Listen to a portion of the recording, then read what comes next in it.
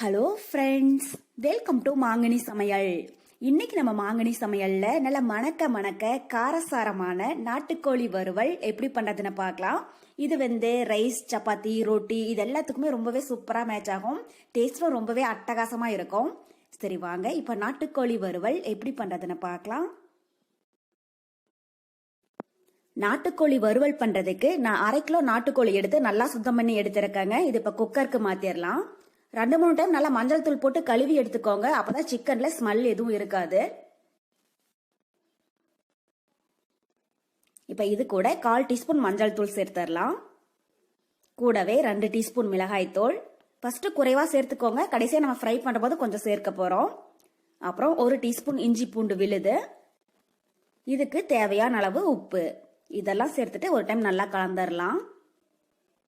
நம்ம இது மாதிரி சிக்கன்ல ஃபர்ஸ்டே மஞ்சள் தூள் உப்பெல்லாம் போட்டு வேக வைக்கிற போது அந்த உப்பு காரெல்லாம் சிக்கன்ல இறங்கி டேஸ்ட் ரொம்பவே நல்லா இருக்கும்.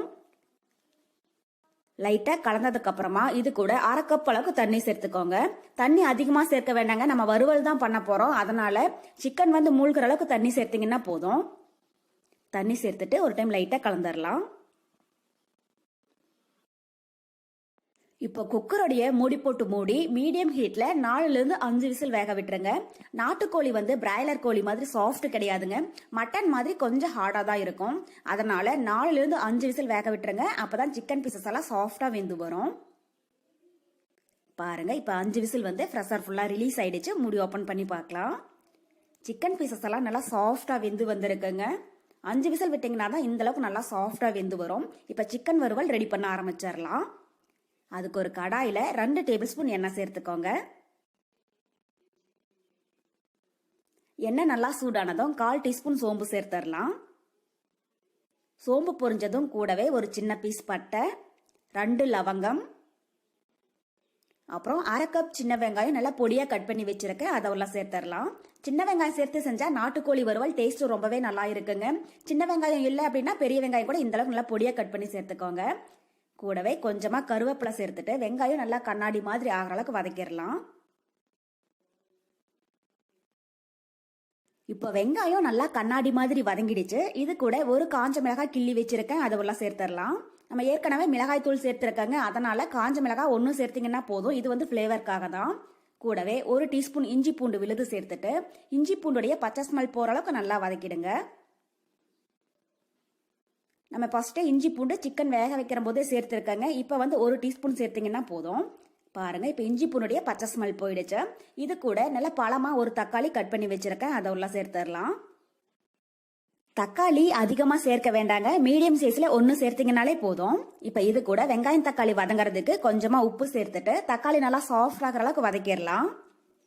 உப்பு காரம் சேர்க்கிற போது மட்டும் கவனமா இருங்க, ஏன்னா நம்ம சிக்கன் பீசஸ் வேக வைக்கிற போது அதுக்கு தேவையான அளவு உப்பு காரம் சேர்த்திருக்கோம். இப்ப குறைவா சேர்த்தீங்கன்னா போதும். பாருங்க இப்ப தக்காளி நல்லா சாஃப்டா வதங்கிடுச்சு. இது கூட 1/4 டீஸ்பூன் சீரகத்தூள் சேர்த்துடலாம். கூடவே 1/2 டீஸ்பூன் மிளகுத்தூள். நம்ம நாட்டுக்கோழி வறுவலுக்கு மிளகுத்தூள் சேர்த்து செஞ்சோம்னா டேஸ்ட் ரொம்பவே நல்லா இருக்குங்க.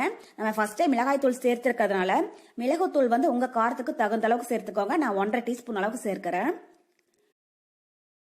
இப்ப இது கூடவே 1/2 டீஸ்பூன் தனியாத்தூள் சேர்த்துடலாம். சேர்த்துட்டு ஒரு டைம் லைட்டா வதக்கிடுங்க.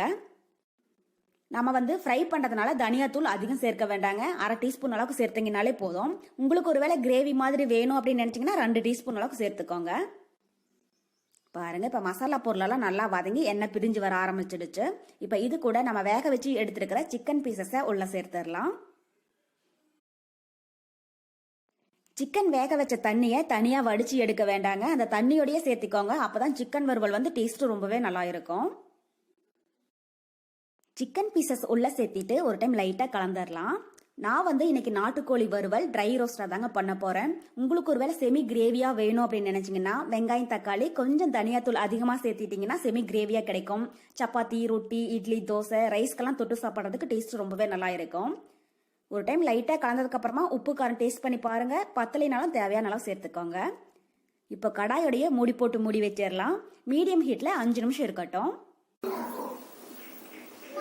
பாருங்க இப்போ 5 நிமிஷம் போல ஆகிடுச்சு. சிக்கன்ல இந்த தண்ணி எல்லாம் நல்லா ட்ரை ஆகி சிக்கன் பீசஸ் நல்லா வதங்கி எண்ணெய் பிரிஞ்சு வர ஆரம்பிச்சிடுச்சு. சிக்கன் பீசஸும் நல்லா சாஃப்டா வெந்து வந்திருக்கு. கடைசியா வாசனைக்காக கொஞ்சம் பச்சை கருவேப்பிலை, கூடவே பொடியா கட் பண்ண கொஞ்சம் மல்லியில தூவி விட்டுட்டு ஒரு டைம் லைட்டா கலந்து விட்டுறலாம். எப்பயுமே நம்ம நான்வெஜ் ரெசிபி பண்ற போது கடைசியா கொஞ்சம் பச்சை கருவேப்பிலை சேர்த்தோம்னா அதோட ஃபிளேவர் வந்து ரொம்பவே நல்லா இருக்கும், டேஸ்ட்டும் நல்லா எடுத்து கொடுக்கும். பாருங்க, அவ்வளவுதான், நம்ம நாட்டுக்கோழி வறுவல் இப்ப ரெடி ஆயிடுச்சு. இந்த ஸ்டேஜ்ல நம்ம ஸ்டவ் ஆஃப் பண்ணிடலாம்.